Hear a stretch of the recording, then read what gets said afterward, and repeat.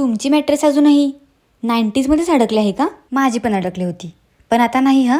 रोज सकाळी उठल्यावर मी विचार करायचे की मला शांत झोप का लागत नाही, आणि शांत झोप लागत नाही म्हणून झोप पूर्ण होत नाही. याला कारण फक्त एकच आहे, ही खराब मॅट्रेस. बघा, ही मॅट्रेस आहे.